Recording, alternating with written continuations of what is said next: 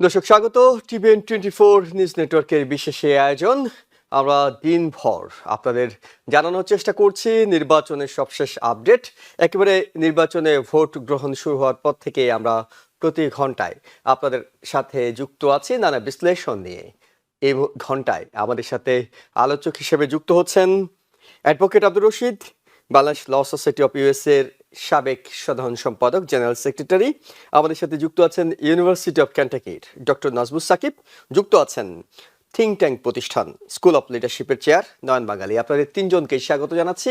কারো কারোর সাথে হয়তো দ্বিতীয় দফা আলোচনা চলছে, কারো কারোর সাথে প্রথম দফা, কিন্তু আলোচনার বিষয় একটি, নির্বাচন কেমন হয়েছে, কোন পথে বাংলাদেশের যাত্রার সূচনা হতে যাচ্ছে, এবং একই সঙ্গে মনে রাখতে হবে যে নতুন একটি সরকার গঠনের মধ্য দিয়ে অনানুষ্ঠানিকভাবে আজকেই অনেকটা বিদায় ঘটতে যাচ্ছে অন্তর্বর্তীকালীন সরকারের, যারা 2024 সালের 8ই আগস্ট দায়িত্ব নিয়েছিল। একটি দায়িত্ব নেওয়ার সময় অনেক লক্ষ্যকে সামনে রেখে তারা এগিয়ে চলার চেষ্টা করেছেন। বিশেষ করে পতিত শেখ হাসিনার সরকারের হাতে যে ছাত্র হত্যা হয়েছে সেটির বিচার নিশ্চিত করা, একই সঙ্গে একটি সুষ্ঠু নির্বাচন দেয়া, তার সাথে তাদের দায়িত্ব ছিল খুব গুরুত্বপূর্ণ একটি বিষয়, সংবিধান সংস্কারের মতো গণভোটের আয়োজন করা। অনেকটা তিনটি কাজই তারা সম্পূর্ণ করেছেন। তবে সব ভালো তার, শেষ ভালো যার, শেষটা ভালো হওয়া অর্থাৎ ক্ষমতার সুষ্ঠু হস্তান্তরের কাজটি এখনো বাকি আছে। সেটা শুধুমাত্র হয়তো আনুষ্ঠানিকতা। এইসব বিষয় নিয়ে আমরা কথা বলবো, এবং কথা বলার জন্য আমরা বিষয় ঠিক করেছি বিদায় অন্তর্বর্তীকালীন সরকার, নতুন পথে বাংলাদেশের যাত্রা। স্বাগত দর্শক আপনাদেরকেও। তবে তার আগে একটু নির্বাচনের ফলাফলটা, সবশেষ যে ফলাফলটা আছে আমাদের হাতে, সেটি একটু দেখে আসতে চাই। TVN24 এর ওয়েব পেজ বলছে এখন পর্যন্ত নির্বাচনে যে ফলাফল এসেছে সেটি হলো বিএনপি ও জোট 209টি আসন পেয়েছে, জামাত ও জোট 75টি আসন পেয়েছে, এবং বিএনপির ও জোট তারা মোট ভোটের 69.7% ভোট পেয়েছে, এবং জামাত পেয়েছে 25% ভোট। এবং একই সঙ্গে জানা থাকা দরকার সেটি হলো হা না ভোট, গণভোটে ফলাফলটা এখন পর্যন্ত কি এসেছে। সবগুলো ফলাফলই অনানুষ্ঠানিক, কোথাও বেসরকারিভাবে নির্বাচিত হওয়ার ঘোষণা রিটার্নিং অফিসার থেকে এসেছে, কোথাও নিজস্ব সূত্র থেকে এই তথ্যগুলো সংগ্রহ করা হয়েছে।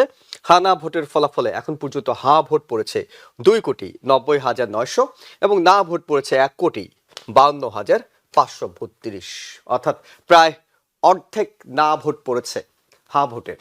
অর্থাৎ যেটি অনেকে ভাবছিলেন যে হয়তো একতরফা হা ভোট জিতে যাবে, কারণ যারা না ভোটের ক্যাম্পেইন চালাচ্ছিলেন তারা এই মুহূর্তে দৃশ্যপটে নেই। অদৃশ্য হাতেই 1 কোটি ভোট, এটিও যথেষ্ট আলোচনার খোরাক রাখে। আমি একটু শুরু করতে চাই ডক্টর নাজমুস সাকিব আপনাকে দিয়ে। সেটি হলো জাতীয় সংসদ নির্বাচন তো ছিল, সেটি হলো অনেকটা, একই সঙ্গে গণভোট ছিল। গণভোটে হা জিতেছে, এটি যথেষ্ট স্বস্তির। এই হায়ের জয়ের ফলে নতুন যে সরকার আসছে তাদের ঘাড়ে, নতুন সংসদের ঘাড়ে কি কি দায়িত্ব বর্তাচ্ছে আসলে? জি, ধন্যবাদ। অবশ্যই হ্যাঁ, জয়যুক্ত হওয়ার ফলে যেটা দাঁড়ালো নতুন সরকারের দায়িত্ব হিসেবে, সেটা হচ্ছে যে জুলাই সনদটাকে বাস্তবায়ন করা, অর্থাৎ ব্যালট পেপারে যে বিষয়গুলো ছিল সেগুলো বাস্তবায়ন করা।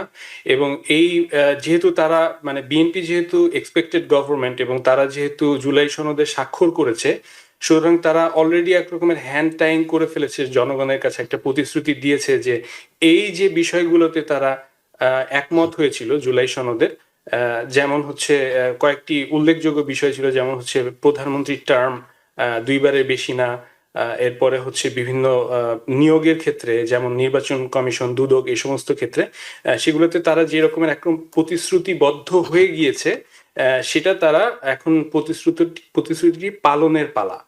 তো সেখানে একটা বিষয় বলে রাখা ভালো, সেটা হচ্ছে বিএনপির কিন্তু বেশ কিছু নোট অফ ডিসেন্ট ছিল, এবং তারা বলেছিল যে এগুলো নিয়েই আমরা জনগণের কাছে যাব, জনগণ যদি আমাদেরকে ভোট দেয় তাহলে আমরা আমাদের নোট অফ ডিসেন্ট অনুযায়ী আমাদের মতো করে সেই অংশগুলো বাস্তবায়ন করব। বাট মোটা দাগে সবচেয়ে মূল যে বিষয়গুলো, সেগুলোতে কিন্তু বিএনপির ঐক্যমত্য ছিল, এবং সে এটা একটা সিগনেটরি, এবং এটা তার উপর এখন বাইন্ডিং হয়ে গেল। এই মৌলিক যে রিফর্মের কাজগুলো সংবিধানে, সেগুলো সে এখন বাস্তবায়ন করতে যে প্রতিশ্রুতি দিয়ে এসেছে সেটা এখন তাকে পালন করতে হবে। জি, অনেক ধন্যবাদ আপনাকে। নন বাঙালি, আপনার কাছে একটু জানি, সেটা হলো বিএনপি নোট অফ ডিসেন্ট দিয়েছে। এটি যখন আলোচনা চলছিল তখন, পরবর্তীতে বিএনপির যে ইস্তেহার প্রকাশ করেছে সেটিতেও এই জুলাই সনদের সাথে কিছু কিছু জায়গায় সাংঘর্ষিক বিষয় আছে। এখন তো বিএনপি জিতেই গেল, এমনভাবে জিতলো যে চাইলে তারা নিজেরাই অনেক কিছু করতে পারে। সেই জায়গা থেকে জুলাই সনদের যে বিষয়গুলো আছে কিংবা গণভোটে যে বিষয়গুলো আছে, সেগুলো কি পুরোপুরি কার্যকর করতে হবে, নাকি বিএনপি একটু কাটছাট করে নিজেদের সুযোগ সুবিধা মতো করার সুযোগ রয়েছে? একটু মিউট আছেন আপনি।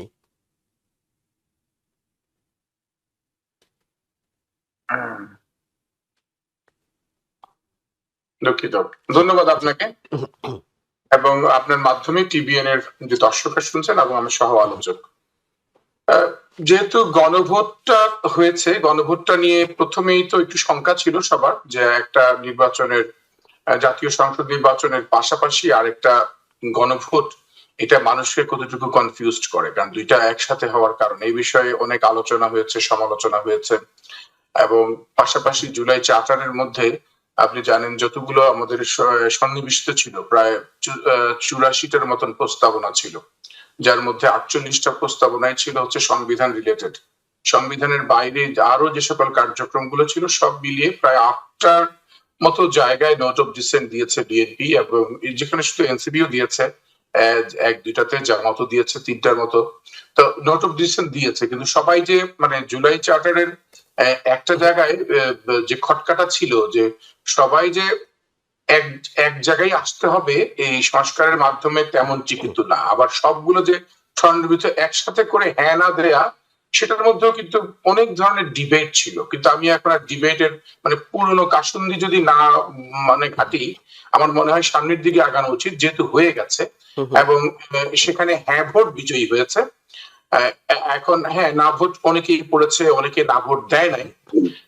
তবে যে জিনিসটি আপনি বলতে চাচ্ছেন যে ইশতেহারের সাথে আসলে কোন জায়গাটা ধরেন একটু মানে সবচেয়ে বড় জিনিস, সিগনিফিক্যান্ট একটা পার্থক্য থাকতে পারে কিনা, স্পেশালি যদি যেহেতু দ্বিকক্ষ বিশিষ্ট পার্লামেন্টের ব্যাপারে আলোচনা মানে স্বীকৃতি দেওয়া হয়েছে এবং হ্যাঁ ভোটের মাধ্যমে বিজয়ী হয়েছে বিষয়টা। শুধু তাই না, দ্বিকক্ষ বিশিষ্টটা পার্লামেন্টে আবার এতেও ছিল, মানে বিএনপির ইশতেহারের আগে যে 31 দফা নিয়ে যে বিএনপি কাজ করছিল দীর্ঘদিন, সেই 31 দফার মধ্যেও কিন্তু এই দ্বিকক্ষ বিশিষ্ট পার্লামেন্টের কথা, মানে উচ্চ কক্ষ থাকবে, সেটি বলা হয়েছিল। তাই এখানে মানে পার্থক্যের জায়গাটা আসছে কোথায়, সেটা হচ্ছে যে পিআর পদ্ধতি নিয়ে আলোচনা চলছিল, যে প্রপোর্শনাল রিপ্রেজেন্টেটিভ, পার্থক্যের জায়গাটা চলে আসছে যে এই পিআরটা কি বিএনপি যেটা বলছিল যে এটা সংসদীয় যে আসন, যারা যে আসনটি পাবে, ধরেন বিএনপি 210টি আসন পেল, তাহলে এই 210টি আসনের এই প্রপোর্শনাল রিপ্রেজেন্টেটিভ উচ্চকক্ষে 100 জনের মধ্যে সেই পার্সেন্টেজটা অনুযায়ী বিএনপি পাবে। এটা হচ্ছে বিএনপি। আর কি মানে পক্ষান্তরে যেটা সেটা হচ্ছে যে এই যে ভোটটি আমরা মানে পেলাম, হ্যাঁ এই ভোটের যে জামাতের যে ভোটটি পেল 25%, বা বিএনপি যে ভোটটি পেল, তো ফলে এইটি কিন্তু এখন দেখা যাচ্ছে যে ভোটের যে প্রপোর্শন, সেই যোগ বিয়োগ করলে আসলে ওই জায়গাটাই চলে আসা যাচ্ছে। আমি যেটা দেখলাম যে 65% মানে 65% মানে কি 65 জন উচ্চ কক্ষে যাবে ধরেন বিএনপির পক্ষ থেকে, আর 25 জন জামাতের পক্ষ থেকে যাবে, যদি খুব সাদামাটা একদম সোজা স্ট্রেট বলি আর কি, যদি কোনো ডিবেট না করতে চাই এই বিষয়ে।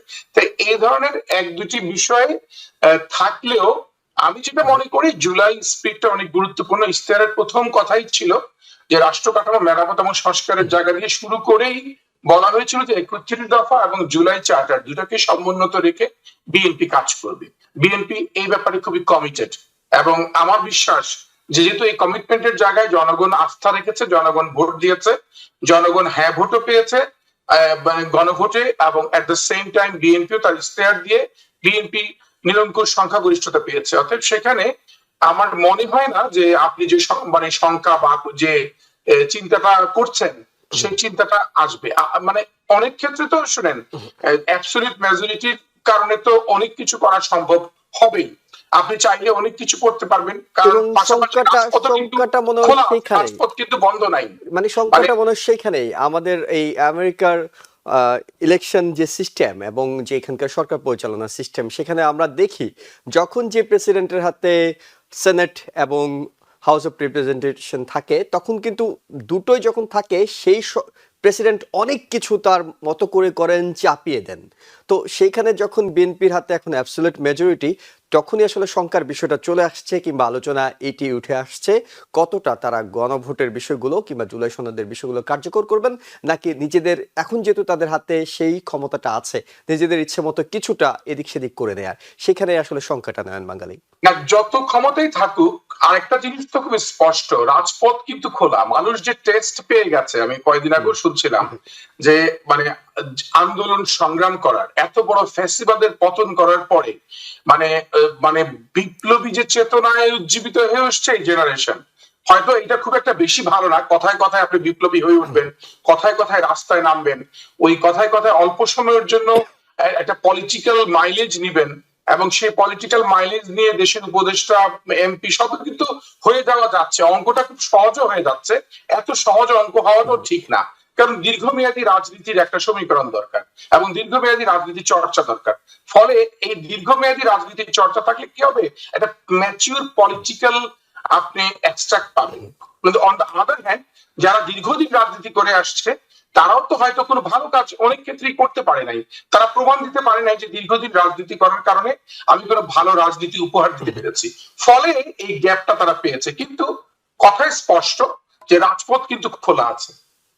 ওকে, আমরা অ্যাডভোকেট আব্দুর রশিদ আপনার বিশ্লেষণটা শুনবো, তবে হা না ভোটের বিষয়টা দর্শকদের একটু সহজ করার জন্য আমরা একটা সংবাদ দেখে আসতে চাই, তারপর আপনার বিশ্লেষণটা শুনছি।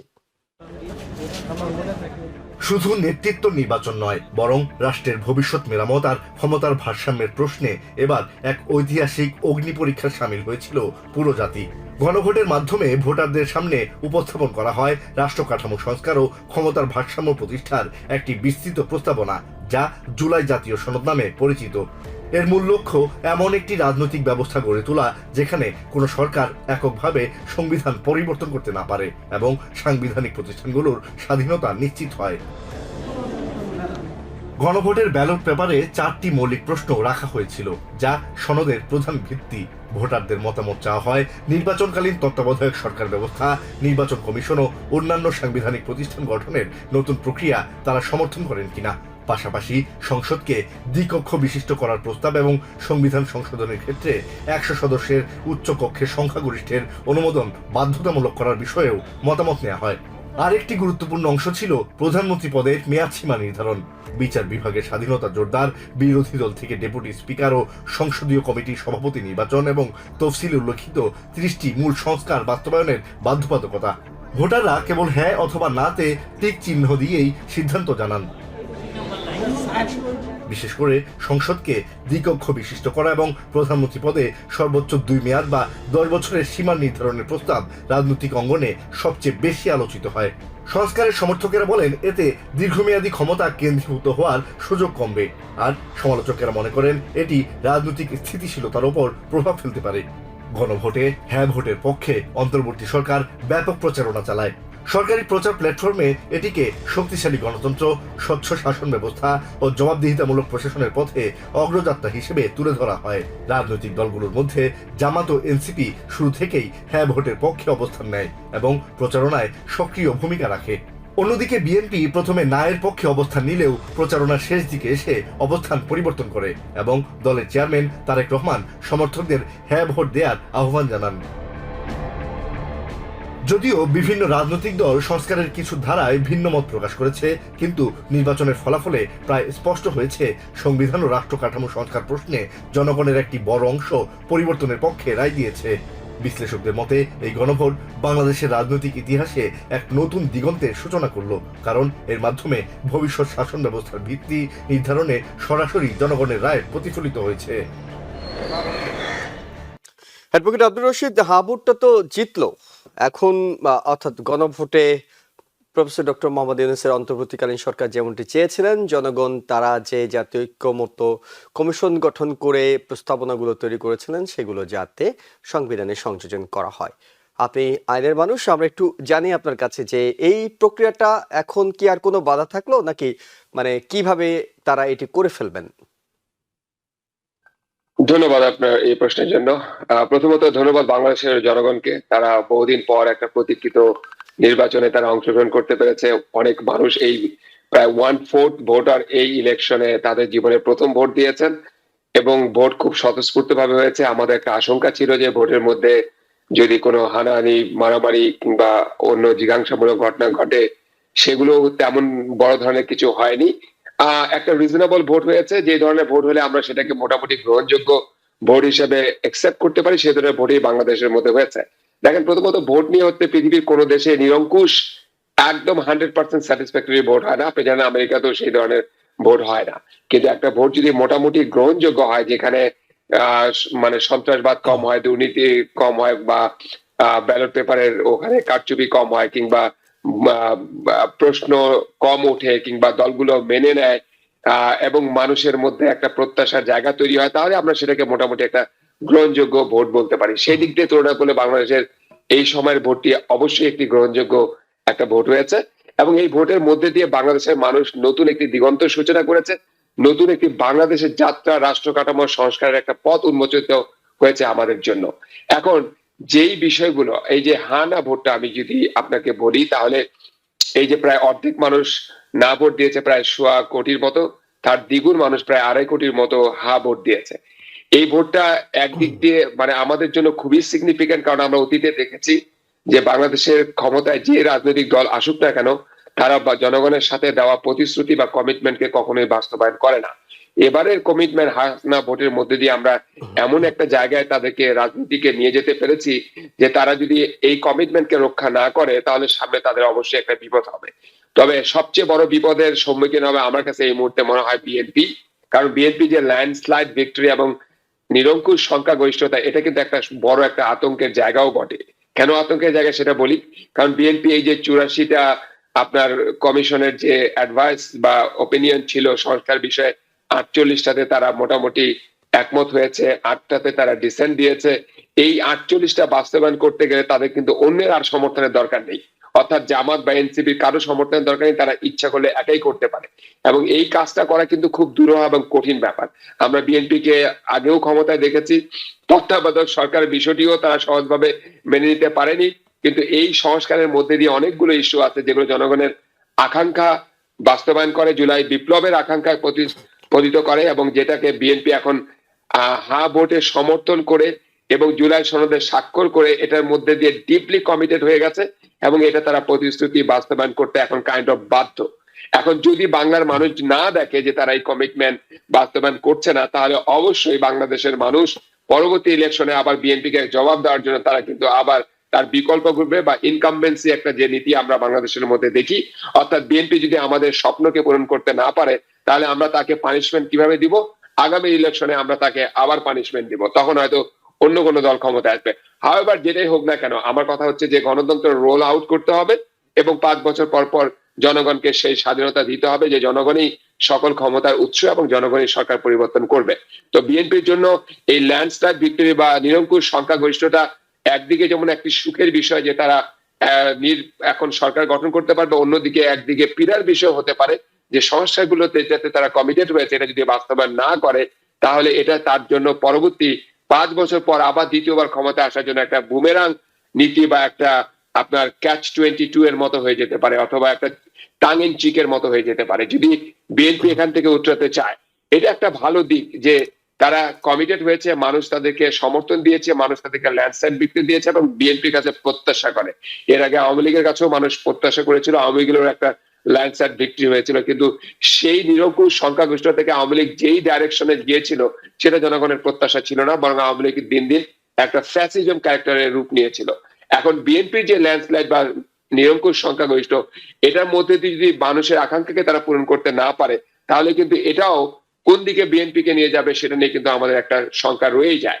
এখন কথা হচ্ছে যে মানুষ পরিবর্তন চায়, মানুষ চায় বাংলাদেশের সব ধরনের রাজনীতি, সব ধর্ম বর্ণের রাজনীতির মধ্যে দিয়ে একটা গণতান্ত্রিক বাংলাদেশ গড়ে উঠুক, যে গণতান্ত্রিক বাংলাদেশে মানুষ শক্তিশালী হবে। অর্থাৎ সংবিধান অনুযায়ী যেখানে বলা হয়েছে যে মানুষ হচ্ছে রাষ্ট্রের মালিক, জনগণ হচ্ছে সকল ক্ষমতার উৎস। এটার দিকে যদি বিএনপির মনোযোগ থাকে তাহলে কিন্তু একটা সাস্টেনেবল ডেমোক্রেসির দিকে আমরা অগ্রসর হব। আর যদি বিএনপিকে আমরা অতীতের বিএনপির ক্যারেক্টারে দেখি তাহলে সেটা কিন্তু হবে বাংলাদেশের মানুষের জন্য খুবই দুঃখজনক। আমরা প্রত্যাশা করি না বিএনপি সেদিকে যাবে। আমরা মনে করি এই মুহূর্তে আমাদের, যেটা আমি আগেও আপনাকে বলেছি, যে যদি এখনো আমরা কল্পনা করি তাহলে কিন্তু বাংলাদেশের যে বিদ্যমান রাজনৈতিক অবস্থা এটা কিন্তু এখনো পর্যন্ত অতীত বিদ্যমান রাজনৈতিক অবস্থা। যেভাবে করে নমিনেশন দেওয়া হয়েছে, যেভাবে করে ইলেকশনে আপনার প্রচার অভিযান চলেছে, এগুলো সবকিছুই কিন্তু নতুন রাষ্ট্র বা সংস্কারের মাধ্যমে কি দিয়ে যে নতুন প্রত্যাশা তার মধ্যে দিয়ে কিন্তু হয়নি। এটা এখনো অতীত ব্যবস্থার মধ্যে আছে। সংস্কার হচ্ছে আমাদের একটা প্রত্যাশা, একটা হোপ, একটা হচ্ছে আমাদের অডাসিটি। এই অডাসিটি বা হোপকে যদি বাস্তবায়ন করা হয় তাহলে বাংলাদেশের মানুষ তাদের ন্যায্য অধিকার বা মালিকানা পাবে।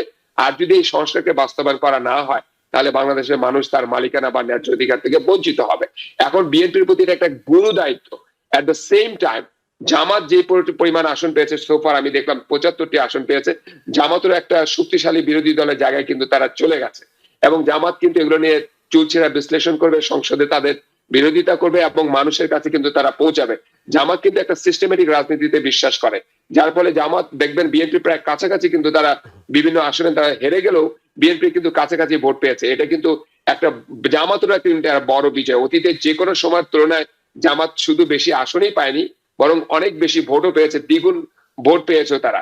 সুতরাং জামাত কিন্তু শক্তিশালী বিরোধী দল হিসেবে যদি বিএনপিকে ব্যালেন্স করতে পারে, সংস্কার দিকে যদি তারা মোটিভেট করতে পারে এবং তাদেরকে যদি সেই জায়গায় নিয়ে যেতে পারে তাহলে এটা বাংলাদেশের মানুষের জন্য সত্যি গৌরবজনক একটা অধ্যায় সূচিত হবে। আর যদি না পারে সেই ক্ষেত্রে এইটা আমাদের সবার জন্য, আপামর জনগণের জন্য এবং বাংলাদেশের জন্য একটা ব্যর্থতার কারণ হয়তো হয়ে দাঁড়াতে পারে। নিঃসন্দেহে খুবই গুরুত্বপূর্ণ বিষয় যে জামাতকে কিংবা যারাই এখন বিরোধী দলে যাক না কেন, শক্তিশালী বিরোধী দলও কিন্তু গণতান্ত্রিক প্রতিষ্ঠানগুলোকে কার্যকর রাখার জন্য সবচেয়ে বড় অস্ত্র হিসেবে বিবেচনা করা হয়।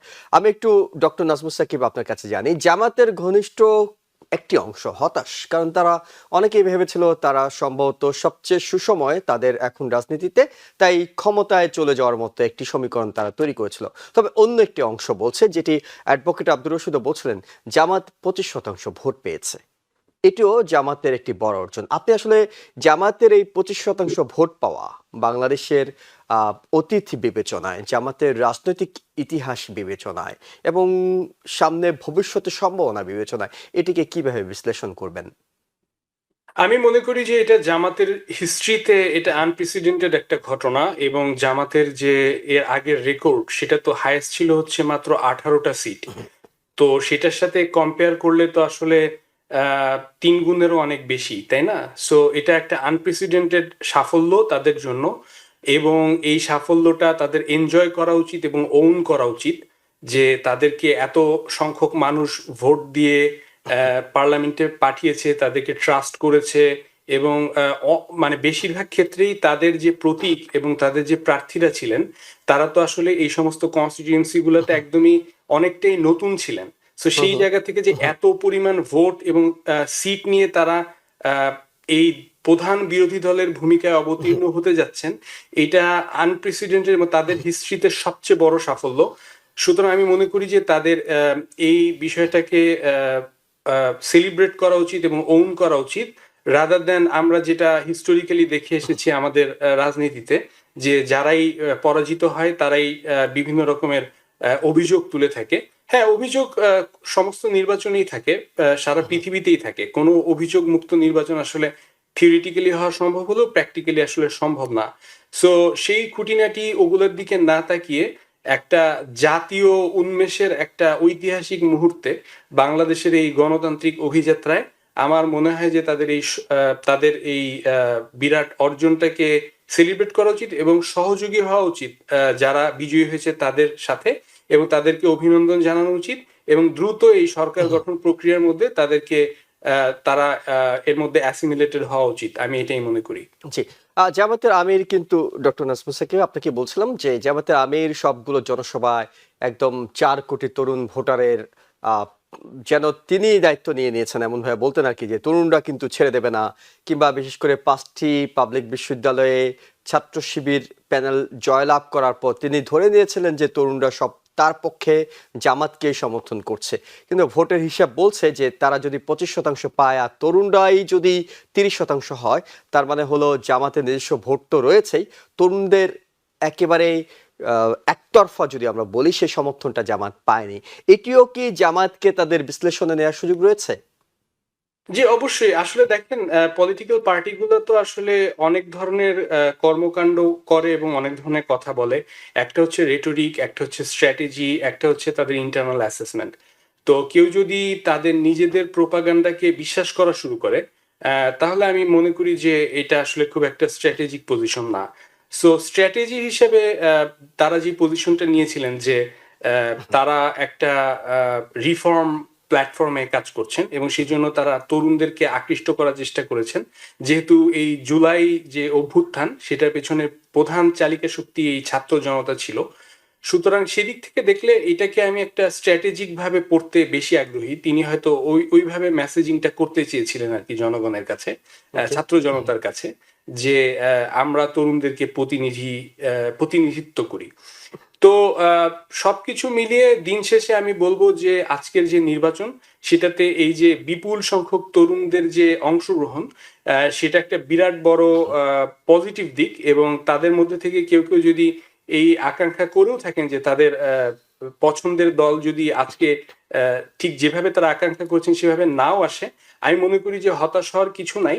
এখান থেকে তারা যে বিপুল পরিমাণ একটা পার্টিসিপেটরি ইলেকটোরাল প্রসেসে আগ্রহটা রাখলেন বা আস্থাটা রাখলেন, সেটা হচ্ছে সবচেয়ে গুরুত্বপূর্ণ। এবং একটা কথা আমি জাস্ট এখানে একটু উল্লেখ করতে চাই, আগের আলোচনার রেশ ধরে আমরা যে এত আলোচনা করছিলাম যে কি ধরনের রিফর্ম হবে বা হা ভোটের ফলাফলটা কি দাঁড়ালো, আমার কাছে সবচেয়ে গুরুত্বপূর্ণ যে পয়েন্টটা ওই আলোচনার মধ্যে, সেটা হচ্ছে যে আমরা দেখলাম যে আমাদের দেশের রাজনীতিবিদরা একটা টেবিলে বসে কোনো একটা বিষয়ে ঐক্যমত্যে পৌঁছাতে পারে এবং এই ঐক্যমত্যে পৌঁছানোর জন্য কোনো মারামারি করার দরকার হয় না, একটা কাগজে সই করে একটা ঐক্যমত্যে পৌঁছানো যায়।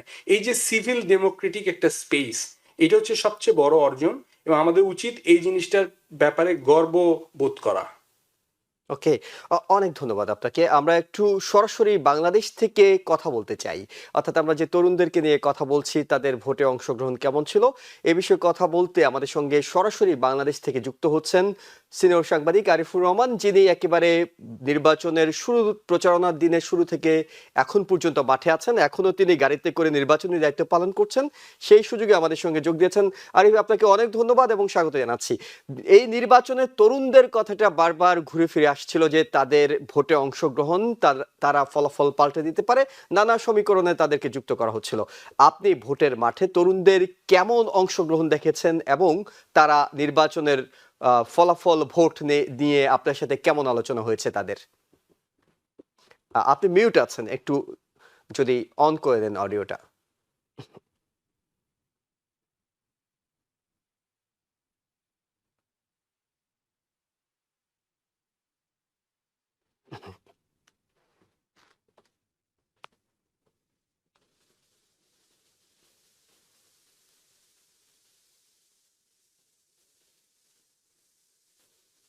ওকে, আমরা যোগাযোগটি আবারও পাওয়ার চেষ্টা করছি। নয়ন বাঙালি, জি আমরা শুনতে পাচ্ছি সম্ভবত আরিফকে। আরিফ, আপনি যদি একটু আমাদের সাথে জি জি আমরা শুনতে পাচ্ছি। ধন্যবাদ। আমি মূলত পক্ষে এই যে 5 জেলা রয়েছে, রাজবাড়ী, শরীয়তপুর, মাদারীপুর, ফরিদপুর এবং গোপালগঞ্জ, এই 5টি জেলার দায়িত্বে ছিলাম এবং এই 5টি জেলায় আমি ঘুরে দেখেছি নির্বাচনটার যে পরিস্থিতি, আগের পরিস্থিতি সবকিছু মিলিয়ে এই 5টি জেলা ছিল প্রশাসনিক দিক থেকে সবচেয়ে ঝুঁকিপূর্ণের তালিকায়। কারণ প্রত্যেকটি জেলার যে আইন শৃঙ্খলা নিয়ন্ত্রণ থেকে শুরু করে আইন শৃঙ্খলার যে কৌশল সাজানো হয়েছিল, তাতে ধারণা করা হচ্ছিল যে আওয়ামী লীগের পক্ষ থেকে একটা প্রতিরোধ অথবা যে কোনো ধরনের বাধা অথবা বিঘ্ন হতে পারে এই এলাকাগুলো, অথবা কোনো ধরনের সংঘর্ষ, ভোট কেন্দ্রের ভোট বালতিটাই থেকে শুরু করে নানা ধরনের প্রতিবন্ধকতা এই অঞ্চলগুলোতে হতে পারে এমন একটা আশঙ্কা ছিল, যার ফলে স্বরাষ্ট্র উপদেষ্টা নির্বাচনের ঠিক 2 দিন আগে ফরিদপুরে এসেছিলেন। সেখানে এসে তিনি এই যে 5টি জেলার যারা ডিসি রয়েছেন, এসপি রয়েছেন, সবাইকে এখানে ডেকে ফরিদপুরে বসে তারা মিটিং করেছেন কিভাবে আইন শৃঙ্খলা রক্ষাকারী বাহিনী দায়িত্ব পালন করবে সেই কৌশলটা এখানে সাজিয়েছেন। এছাড়া আর্মির যারা দায়িত্বে ছিলেন তাদেরকে আমরা দেখেছি এই অঞ্চলগুলোয় যারা জেনজি রয়েছে, নতুন ভোটার রয়েছে এবং যারা তরুণ রয়েছে, এই পোর্শনটি যারা মতাদর্শের বাইরে, অর্থাৎ 5 আগস্টের আগের যে বাংলাদেশকে যারা ধারণ করতেন তারা একটি বড় ধরনের ঝামেলা তৈরি করতে পারেন এমন একটা আশঙ্কা ছিল। যদিও সবকিছু ছাপিয়ে আমরা নির্বাচনে মাঠে দেখেছি যারা জেনজি রয়েছে এবং তরুণ ভোটার রয়েছে তাদের একটি স্বতঃস্ফূর্ত অংশগ্রহণ, যার ফলে কিন্তু 50% বেশি ভোট গ্রহণ এই 5টে জেলার প্রতিটি আসনে, প্রায় 15টি আসন আমি করেছি, 15টি আসনে আমি দেখেছি।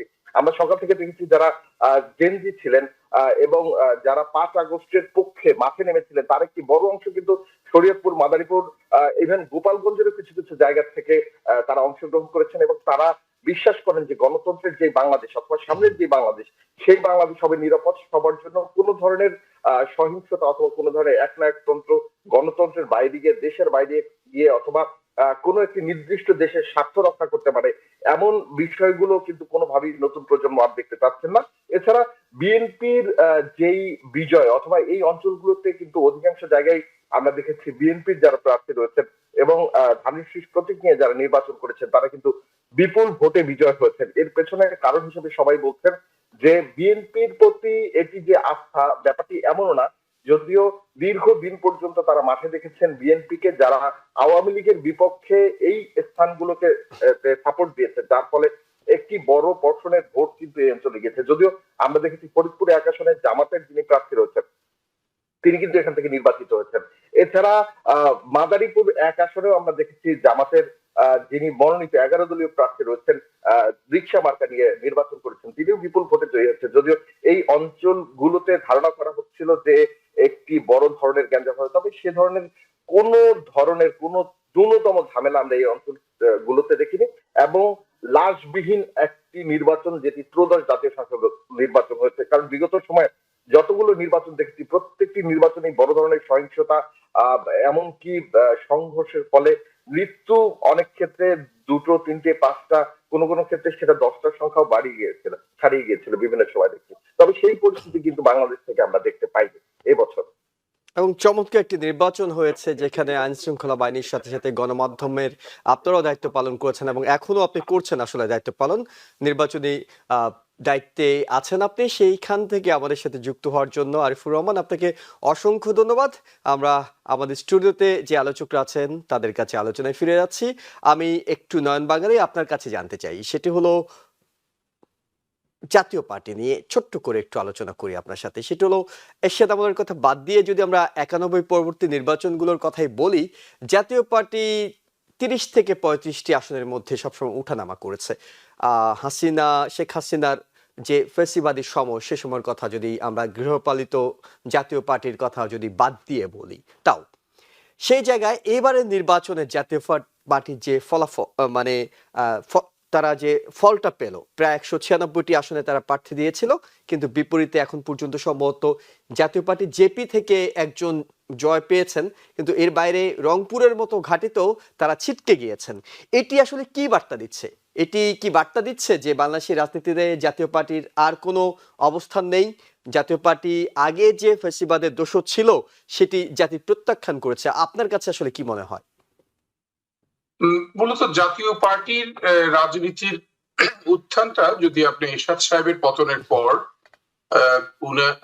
উনাকে আমরা স্বৈরাচারের ট্যাগ লাগানোর পরও কিন্তু উনি 5টা আসনে জয়লাভ করে। ঠিক ওই যে সময় উত্তাল তরঙ্গ 90-এর গণ আন্দোলনের সময় আমরা খুব মাঠে ছিলাম, মানে তখন এরশাদের বিরুদ্ধে আমাদের আন্দোলন, এত কিছু করার পর আমরা ভাবি নাই যে এরশাদ সাহেব 5টি আসনে জয়লাভ করবে।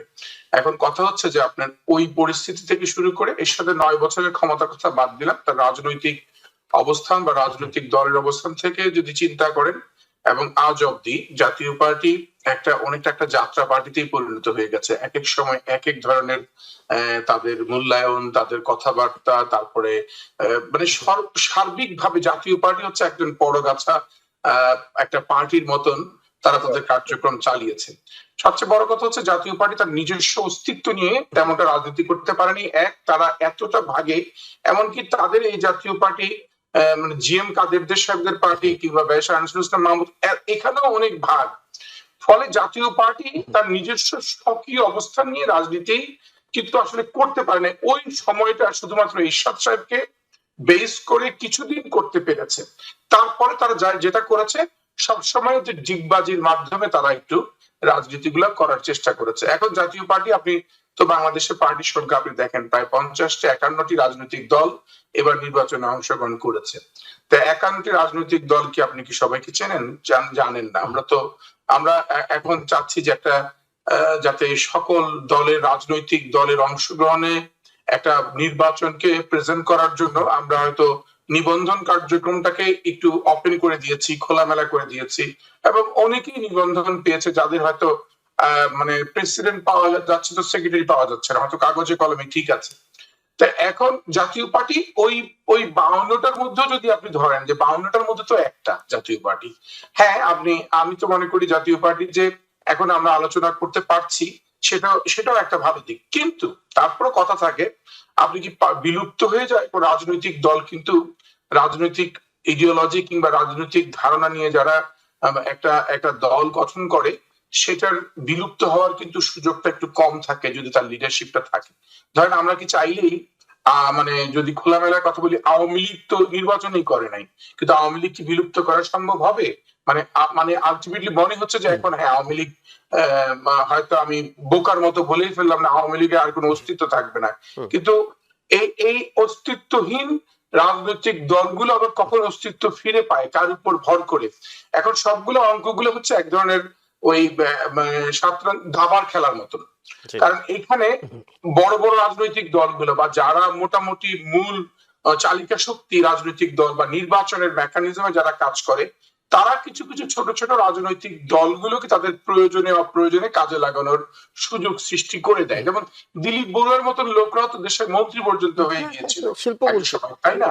অতএব সেখানে আপনি কিন্তু জাতীয় পার্টির ব্যাপক মানে আকৃতি নিয়ে আলোচনা করার আর স্কোপটা খুবই নাই বললেই চলে, সুযোগটা নাই জাতীয় পার্টি নিয়ে আলোচনা করার। আর এমনি তো জাতীয় পার্টি অনেক ব্যাখ্যা হতে পারে নন বাঙালি, আমার কাছে যেটি মনে হয় যে প্রাসঙ্গিকতা। আপনার এই মুহূর্তে প্রাসঙ্গিক কিনা আপনি, অর্থাৎ আওয়ামী লীগ এই মুহূর্তে বাংলাদেশের রাজনীতিতে প্রাসঙ্গিক নয় বলে এই মুহূর্তে রাজনীতিতে আওয়ামী লীগকে নিয়ে আলোচনা করার সুযোগ নেই, কিন্তু ভবিষ্যতে যখন প্রাসঙ্গিকতা তৈরি হবে আওয়ামী লীগ হয়তো ফিরে আসবে, আওয়ামী লীগের রাজনৈতিক কর্মকাণ্ড চলবে। জাতীয় পার্টি প্রাসঙ্গিকতা হারাচ্ছে বাংলাদেশের রাজনীতিতে, তাদের আর কোনো প্রাসঙ্গিকতা নেই। আমি একটু আপনার কাছে আরেকটা প্রশ্ন জানি, সেটি হলো যে জামাতের 25% এবং জামাত একটি বিরোধী দল হিসেবে কতটা শক্তিশালী হবে 75টা আসনের কথা বাদ দিয়েও যদি আমরা বলি, কারণ 75টা আসন তো সংসদে, কিন্তু জনমতে 25% তারা আছেন। জামাত তো একটা রেজিমেন্টাল মানে একটা মানে তাদের রাজনৈতিক ধরনটা কিন্তু ভিন্ন জামাতের। আপনাকে বুঝতে হবে জামাতের ভোটার আর অন্যান্য দলের ভোটারদের মধ্যে একটা মৌলিক পার্থক্য আছে। সেই মৌলিক পার্থক্যটা হচ্ছে আমরা অন্যান্য ধরেন আমরা অনেক সময় চয়েস এবং নয়েজের একটা থিওরি আমরা নিই, যেটা হচ্ছে if you have a choice choose the best, আর if you have no choice do the best. তো জামাত কিছুটা এই ধরনের, ধরেন তাদের যদি কোনো কাজ নাও থাকে রাজনৈতিক ভাবে দলে দেশে, বাট তারা কিন্তু একটা কাজ তৈরি করে তারা কাজ করার চেষ্টা করে।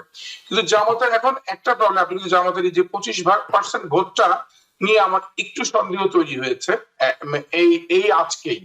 সন্দেহটা হচ্ছে জামাত তার সেই নিজস্ব 25% ভোটটা তারা পেয়েছে কিনা নিজস্ব, কারণ জামাত কিন্তু তারা তাদের জায়গা থেকে একটু নির্বাচনী কৌশলী হওয়ার জন্য কিংবা একটু স্ট্যান্ডবাজি করার জন্য অপর পিয়ার প্রেশারের কারণে ভেবেছে যে অন্যান্য রাজনৈতিক দল বিভিন্নভাবে কথা বলে, তারা ধর্মীয় রাজনীতির যে আলোচনা থেকে তারা ধর্ম নিরপেক্ষ একটা আলোচনা নেওয়ার চেষ্টা করছে, তারপরে একজন হিন্দু প্রার্থীকে তারা মনোনয়ন দিচ্ছে, তারপরে তারা আবার নারীদেরকে মনোনয়ন না দিয়েও তারা আবার ইশতেহারে লিখছে যে পর্যাপ্ত পরিমাণ নারী মন্ত্রী করা হবে, বা নারীদের ব্যাপারে অনেক বেশি মাত্রায় কথা বলছে, শরিয়া আইনের বাইরে চলে যাচ্ছে। মানে বিভিন্ন বিষয়ে তারা কিন্তু তাদের জায়গা থেকে মৌলিক জায়গা থেকে সরে যাওয়ার চেষ্টা করছে শুধু ভোটের রাজনীতিতে তারা টিকে থাকার জন্য, এবং তাদের ধারণাই করে নিয়েছে যদি আমরা ভোটের রাজনীতিতে টিকে যাই তাহলে বাংলাদেশে রাজনৈতিক দল হিসেবে আবার টিকে যাব। ফলে তাদের যে মৌলিক যে ভোটারের জায়গাগুলা, কারণ তাদের জায়গাগুলো তো খুবই যে ভোটার বা যাদের কর্মী সমর্থক সাথী যাই বলেন না কেন, তারা তো একটা নির্দিষ্ট গোষ্ঠীর মানুষ, যে একদম অনেক রাজনৈতিক দলের কর্মী সমর্থক। কারণ অন্য সবাই করে ইডিওলজি নিয়ে রাজনীতি করে না, যে আমি একটা এমন কোন দর্শন নিয়ে রাজনীতি করছি, কিন্তু জামাত কিছু স্পেসিফিক বিষয় নিয়ে রাজনীতি করে। কিন্তু এখানে জামাত যেটা করেছে একটা জোট গঠন করেছে এবার প্রথম, কারণ জামাত তো কারো সাথে ছিল, মানে কারো সাথী হয়েছে সবসময়। এখন তারা তাদের সাথী করেছে অনেককে, ধরেন এনসিপি কে নিয়েছে বা আমার বাংলাদেশ এবি পার্টিকে নিয়েছে, বিভিন্ন পার্টিকে নিয়েছে, এবং বিভিন্ন পার্টির বিভিন্ন সংজ্ঞাগুলো তারা এস্টাবলিশ করার চেষ্টা করেছে তাদের মাধ্যমে করে। তারা ফেল করেছে, হয়তো তাদের কোনো ব্র্যান্ডেড কোনো লিডার নাই, যে লিডার গুলো হয়তো জায়গায় জায়গায়, যেমন ধরেন আমি হয়তো যদি বলেন আমার ঢাকা 16 আসনে যে প্রার্থী যে জামাত বিজয় লাভ করেছে, আমি কিন্তু প্রার্থীকেই চিনি না, জি। হয়তো আমার বেড়ে ওঠা ওই জায়গায় বাতেন, অথচ যেখানে বিপরীতে আমিনুল ছিলেন সাফ জয়ী বাংলাদেশ দলের অধিনায়ক, পরিচিত অনেক মুখ। পরিচিত তো মুখ। ফলে আপনি একটা প্রার্থীকে চেনেন নাই, তার মানে আপনি কি মৌলিক ভোটটা পেয়েছেন কিনা? না। আপনি কি জামাতের ভোটটাই পেয়েছেন? না, আপনি পান নাই। জামাতের ভোটের বাইরেও ভোট পেয়েছেন। কারণ বাইরের ভোটটার কথা যদি বলতে যাই, আপনি ধরেন মনে করেন মানুষের তো আপনি তো মানুষকে, আমরা তো সাদামাটা কথা বলি না বা খোলামেলা কথাও বলি না। আমরা যখন একটু দলের মধ্যে আমরা আমাদেরকে ব্যারিকেড করে রাখি সবাই, আমরা চেষ্টা করি কারণের বাইরে। আমরা কি ভোটাররা মানে কতটুকু নৈতিক? আমরা কি ভোটাররা নৈতিক? বাংলাদেশের পরিবর্তনের কথা বলি, রাজনীতিবিদদের পরিবর্তনের কথা বলি, রাজনীতির পরিবর্তনের কথা বলি, সংস্কারের কথা বলি, কিংবা এই যে আপনি জুলাই সনদের কথা বলেন, এই কাগজের কলমে রাজনীতি দলের করলেও বা তেমন কোনো ক্ষতি তো নাই, কিন্তু ক্ষতিটা কোন জায়গায় জানেন? আমরা মানুষগুলো আমরা যদি পরিবর্তন না হতে পারি, আমাদের চর্চা, আমাদের চিন্তা, আমাদের আমাদের ভালো লাগার জায়গা, এগুলো যদি আমরা সঠিক করতে না পারি, একটু নৈতিক করতে না পারি, তাহলে কি হবে? আপনি সবসময় তো খেলতে পারবেন এদেরকে নিয়ে, এবং এই খেলার আমরাই উপকরণ হব, এবং পরে আবার দোষটা আমরা কিন্তু পলিটিশিয়ানদেরকেই দিব। পলিটিশিয়ানদের দিচ্ছি, কিন্তু আবার দোষগুলো আমরাই করছি। এই ভোটাভুটির ধরেন এই ভোটের ক্ষেত্রে আসলে কিন্তু আমি নিজে যেহেতু নির্বাচন করেছি, অথবা আমি জানি যে এই নির্বাচনে কতটা নৈতিক স্থলন ভোটারদের মধ্যে হয়। ফলে কিন্তু পুরো দায় দায়িত্বটা কিন্তু পলিটিশিয়ানদের নিতে হয়। এনিওয়ে, মানে যেটা জামাতের কথায় আসে, জামাত হচ্ছে একটা শক্ত বিরোধী দল হওয়া উচিত আমি মনে করি, কিন্তু শক্ত বিরোধী দল কিন্তু তারা ভোটের মাঠে এসেই তারা তাদের কিছু নিজস্ব সক্রিয়তা হারিয়েছে, সক্রিয়তা হারিয়ে ফেলেছে বিজয়ের জন্য।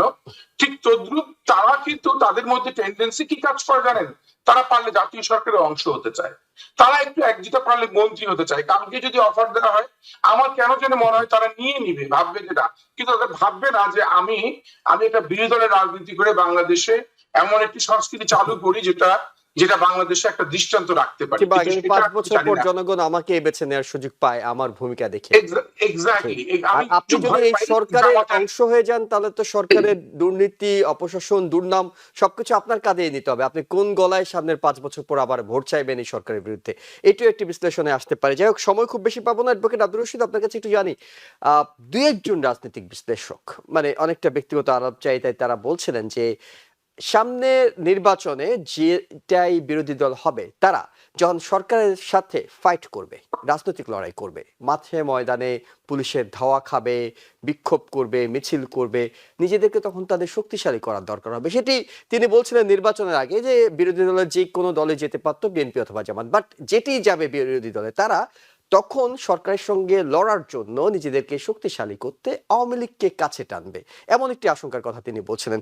এখনকার ইকুয়েশনে আপনার কাছে, এখন তো আমরা জানি বিরোধী দল কারা হচ্ছে, এখনকার ইকুয়েশনে আপনার কাছে কি মনে হয় জামাত বিএনপির সঙ্গে যখন লড়তে যাবে, রাজনৈতিক লড়া, আদর্শের লড়া, মাঠের লড়া, সেইগুলোতে, সেই লড়াইয়ে তারা আওয়ামী লীগকে স্পেস দেবে?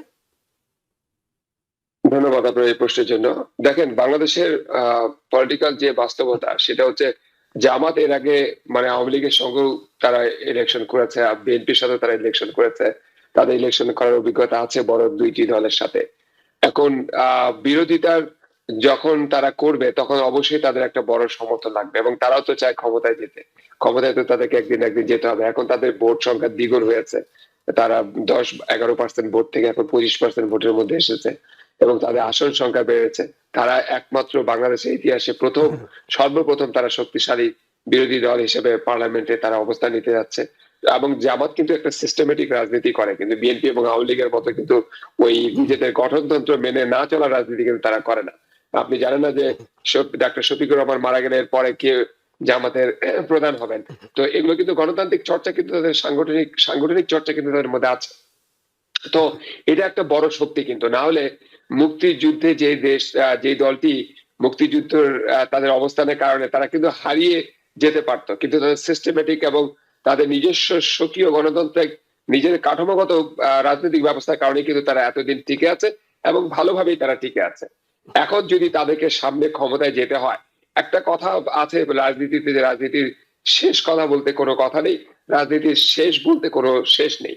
সুতরাং এটাই যদি সত্য হয়, তাহলে ক্ষমতায় যাওয়ার জন্য কিন্তু তারা যে কোনো দলকেই তারা তাদের সাথে আঘাত করতে পারে, নিয়ে আসতে পারে, এবং তাদের দল ভারী করার জন্য এবং রাজনীতিতে বা পরবর্তী ইলেকশনে ভালো করার জন্য তারা যে কোনো বন্দোবস্তে তারা যেতে প্রস্তুত থাকবে। কারণ পাওয়ার যদি আলটিমেটলি না পান, তাহলে তো আসলে রাজনীতি করে লাভ হয় না। এতদিন ধরে রাজনীতি করে একটা সময় গিয়ে যদি পাওয়ারের স্বাদ না পান, তাহলে আপনার রাজনীতির আসলে উদ্দেশ্যটা আসলে কি?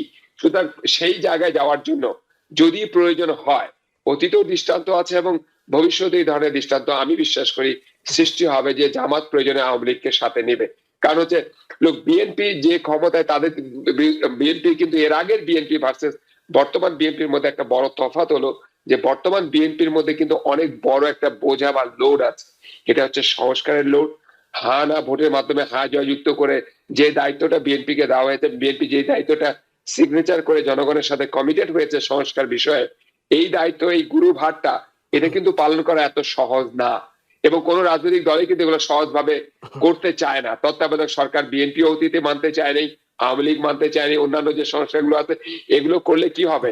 এগুলো করলে কিন্তু নিজেদের একটা দুর্বলতার জায়গা কিন্তু তৈরি হবে। অর্থাৎ আপনি যদি যত বেশি মানুষকে গণতন্ত্র দিবেন, তত বেশি দল হিসেবে কিন্তু আপনি দুর্বল হবেন। যত বেশি আপনি মানুষকে গণতন্ত্র থেকে দূরে রাখতে পারবেন, তত বেশি আপনি নিজেকে দল হিসেবে শক্তিশালী করে দীর্ঘায়িত ক্ষমতায় আপনি টিকে থাকতে পারবেন, যে কাজটি হুবহু শেখ হাসিনা করেছে। এখন কথা হচ্ছে বিএনপি যে কমিটমেন্টের যে লোড, এই লোডটা পালন করা কিন্তু এত সহজ না। এবং যখনই সেটা করতে পারবে না, তখনই কিন্তু জামাত এটা বিরোধিতা করবে এবং রাজনৈতিক রাজপথ তারা গরম করবে। এবং এই গরম করতে গিয়ে যদি তাদের কখনো মনে হয় যে আওয়ামী লীগের সাথে তাদের আঘাত করা দরকার, আওয়ামী লীগকে সাথে নিয়ে তাদেরকে বিরোধিতা করা দরকার, আওয়ামী লীগের সাথে আসন বন্টন বা ভবিষ্যতে ইলেকশনের জন্য তারা একটা ইঞ্জিনিয়ারিং করবে, তাদের ফায়দা লুটার জন্য, যেটা তারা অতীতে বিএনপির সাথে করেছিল, তাহলে অবভিয়াসলি জামাত সেই পথে যাবে। কারণ হচ্ছে আলটিমেটলি রাজনীতির গোলটাই হচ্ছে আপনাকে ক্ষমতায় যাওয়া, এবং এই ক্ষমতায় যাওয়ার জন্য আপনি মানে যতখানি আপনার অতীতের চাইতে ভবিষ্যৎটাই হচ্ছে আপনার কাছে গুরুত্বপূর্ণ।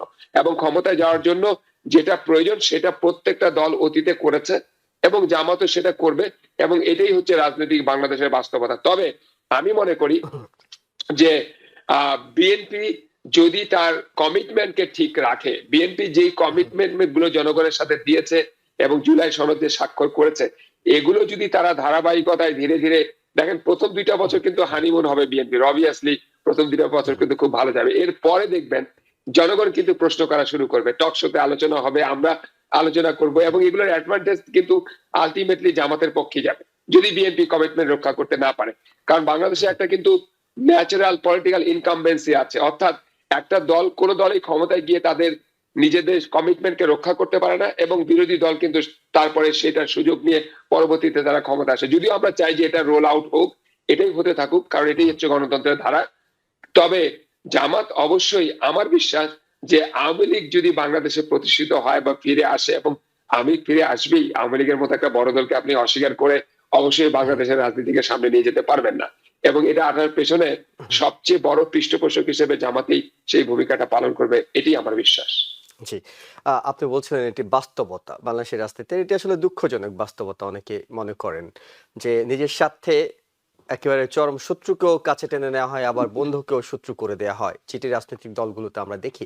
একেবারে শেষ পর্যায়ে আছে আলোচনার, আমরা একটু বাংলাদেশে অবস্থানরত সাংবাদিক আরিফুর রহমানের কাছে আরেকবার যেতে চাই। এই কারণে যেতে চাই কারণ আমরা বাংলাদেশের রাজনীতিতে নির্বাচনের সময় যেমন সহিংসতা দেখি, নির্বাচনের ফলাফল ঘোষণা পরবর্তী সময়েও এক ধরনের সহিংসতার আশঙ্কা মানুষ করে থাকেন। এখন পর্যন্ত খুব ভালোভাবে নির্বাচনটি উতরে গিয়েছে, যেটি বলছিলাম লাশবিহীন একটি নির্বাচন হয়েছে, কিন্তু সহিংসতা বিজয়ের পরবর্তীতে যারা হেরে যায়, যারা জয়ী প্রার্থী এবং তাদের সমর্থকরা অনেক সময় মাত্রাতিরিক্ত উচ্ছ্বাস দেখাতে গিয়ে বিপক্ষ দলের এতদিনের রেশারেশির একটু জেদ তুলতে গিয়ে, শোধ তুলতে গিয়ে সংঘর্ষে জড়িয়ে পড়ে। আরিফ, আপনি কি এমন কোনো আশঙ্কা দেখছেন যে, কিংবা এই বিষয়ে সরকার কতটা সক্রিয়ভাবে কাজ করছে, নির্বাচন পরবর্তীতে মাঠ পর্যায়ে নেতাকর্মীদের মধ্যে, তৃণমূলের নেতাকর্মীদের মধ্যে, বিপক্ষ দলের নেতাকর্মীদের মধ্যে কোনো সংঘর্ষের আশঙ্কা আছে কিনা? আপনি মিউট আছেন। জি।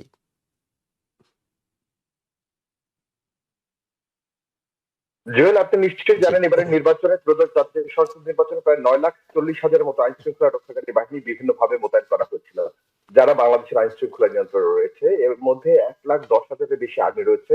এছাড়া বিজিবি, ব্যাটালিয়ন, আনসার, র্যাব থেকে কোস্টগার্ড থেকে শুরু করে নৌবাহিনীর অনেক ধরনের সদস্য কিন্তু নির্বাচনী মাঠে কাজ করছে, যেমন সক্রিয়ভাবে কাজ করছে ব্যাটালিয়ন, আনসার বিজিবির প্রায় 5,76,000-এর বেশি সদস্য মাঠে কাজ করছে। সবকিছু মিলিয়ে নির্বাচন কে 3টা ভাগে তারা ভাগ করেছিলেন: পূর্ববর্তী, নির্বাচনের দিন এবং পরবর্তী সহিংসতার বিষয়ে আমরা কথা বলেছিলাম। এখানে যারা আর্মির যৌথ ক্যাম্পে রয়েছেন, এছাড়া স্বরাষ্ট্র উপদেষ্টার সাথে আমাদের কয়েক দফা কথা হচ্ছে, তারা আমাদেরকে জানিয়েছেন নিশ্চিদ্র নিরাপত্তা ব্যবস্থা তারা নিশ্চিত করেছেন। এছাড়া নির্বাচনের আগে যে দুই প্রার্থীর মধ্যে হাড্ডাহাড্ডি যে লড়াই অথবা সমর্থকদের যে উষ্ণ বাক্য বিনিময়, সেই বাক্য বিনিময়ের আশঙ্কা পরবর্তীতে ধারণা করা হচ্ছিল যে একটা বড় ধরনের ঝামেলা হতে পারে। এছাড়া আপনি নিশ্চয়ই জানেন যে আওয়ামী লীগের কিছু নেতাকর্মী হয়তো পার্শ্ববর্তী দেশ অথবা বিশ্বের বিভিন্ন জায়গায় চলে গিয়েছে, কিন্তু তারা একটা বড় সমর্থক গোষ্ঠী বাংলাদেশে রয়েছে, যারা বিভিন্ন সময় বড় ধরনের সংঘর্ষ অথবা ঝামেলার মধ্যে থেকে বড় ধরনের নাশকতা তৈরি করতে পারে এমন একটা আশঙ্কা কিন্তু আইন শৃঙ্খলা রক্ষাকারী বাহিনী বিভিন্ন ভাবে করে আসছিলেন, এবং গোয়েন্দা সংস্থার কাছেও কিন্তু এমন কিছু তথ্য ছিল। যদিও নির্বাচনের পরবর্তী আমরা যে জিনিসটি দেখতে পেয়েছি, নির্বাচনের দিন দুই প্রার্থীর মধ্যে যে সমঝোতা এবং তাদের মধ্যে যে সৌহার্দ্যপূর্ণ সম্পর্ক, সেই সম্পর্কের জেরে অনেক ক্ষেত্রে সমর্থকরা যে সংঘর্ষে জড়াবে, সেই সংঘর্ষে কিন্তু তারা জড়াতে পারেননি। অনেক ক্ষেত্রে সংঘর্ষ তৈরি হলে সেটা উপর পর্যায় থেকে শুরু করে আইন শৃঙ্খলা রক্ষাকারী বাহিনীর যেমন তাৎক্ষণিক তাদের পদক্ষেপ, তার পাশাপাশি যারা প্রার্থী রয়েছেন তাদেরও কিছুটা পিছুটান আমরা দেখেছি। এক্ষেত্রে উস্কে দেওয়ার যে প্রবণতা, সেটি কিন্তু আমরা নির্বাচনের দিন দেখিনি, পরবর্তী সকাল থেকে। কারণ আপনি নিশ্চয়ই জানেন যে এই যে 5টি জেলা রয়েছে, ফরিদপুর, মাদারীপুর, রাজবাড়ী, ভাঙ্গা, গোপালগঞ্জ এবং শরীয়তপুর, দুঃখিত ভাঙ্গা নয়, এই জেলাগুলো কিন্তু অধিক ঝুঁকিপূর্ণ হিসেবে অনেক আগে থেকেই নির্বাচন কমিশন এবং আইন শৃঙ্খলা রক্ষাকারী বাহিনীর পক্ষ থেকে তাদের প্ল্যানের কৌশল সাজানো হচ্ছিল যে কিভাবে তারা আইন শৃঙ্খলা নিয়ন্ত্রণ করবেন এই জায়গাগুলোতে। আমরা প্রত্যেকটি জায়গায় দেখেছি এখানকার নির্বাচনী এবং আইন শৃঙ্খলা নিয়ন্ত্রণের যে কৌশল, সেই কৌশলে 3 থেকে 15 মিনিটের মধ্যে যে কোনো জায়গায় সংঘর্ষ হলে সেখানে আইন শৃঙ্খলা রক্ষাকারী বাহিনী পৌঁছে যাচ্ছে, যার ফলে পরবর্তী সহিংসতার যে আশঙ্কা, সেটি কিন্তু খুব একটা মাঠে দেখা যাচ্ছে না এখন পর্যন্ত। এবং এই নির্বাচনকে লাশবিহীন বলার, আমরা যারা দীর্ঘদিন পর্যন্ত অপরাধ সাংবাদিকতার সাথে যুক্ত, আমরা দেখেছি অন্য নির্বাচনগুলোতে কিন্তু প্রচুর ঝামেলা, সংঘর্ষ, গ্যাঞ্জাম হয়ে থাকে। তার তুলনায় এই নির্বাচনে বলা যায় রেশিও খুবই কম, এবং লাশবিহীন নির্বাচন পরবর্তী সহিংসতার যে আশঙ্কাগুলো ছিল, সেগুলো কিন্তু আমরা মাঠের তার বাস্তবতা দেখতে পাচ্ছি না। অনেক ধন্যবাদ আরিফ। আপনি হয়তো কাজ শুরু করেছেন, বাংলাদেশের দিন আমাদের এখানে মধ্যরাত পেরিয়ে গেছে। আমরা আপনার কথা থেকে এটুকু আশ্বস্ত হয়ে অন্তত আমাদের যে আলোচকরা আছেন আমরা ঘুমাতে যেতে পারবো এখানে, যে বাংলাদেশে যে নির্বাচনটি হয়েছে সেটি সহিংসতা মুক্ত হয়েছে এবং নির্বাচন পরবর্তী সময়ে সহিংসতার আশঙ্কা তেমন একটা নেই। যদি কোথাও থাকেও সেই ব্যাপারে আইন শৃঙ্খলা বাহিনী সক্রিয় আছেন। আমরা দর্শক আপনাদেরকে একেবারে নির্বাচনের শুরু থেকে এখন পর্যন্ত ফলাফলের প্রতি ঘন্টায় আপডেট এবং বিশ্লেষণগুলো দিয়ে যাওয়ার চেষ্টা করছি। আমাদের সম্মানিত আলোচকরা আপনাদের সাথে ছিলেন। আমাদের সাথে আছেন অ্যাডভোকেট আব্দুর রশিদ, ডক্টর নাজমুস সাকিব এবং নয়ন বাঙালি। আপনাদের 3 জনকে অসংখ্য ধন্যবাদ জানাচ্ছি আমাদের সাথে এতক্ষণ আলোচনায় যুক্ত থাকার জন্য। একই সঙ্গে দর্শক আপনারা যারা দেখছেন, প্রতি ঘন্টায় চোখ রাখুন টিভিএন 24 নিউজ নেটওয়ার্কের পর্দায়। ফলাফলের সবশেষ খবরগুলো আমাদের সহকর্মীরা প্রতিনিয়ত আপনাদেরকে জানাবেন। ভালো থাকবেন।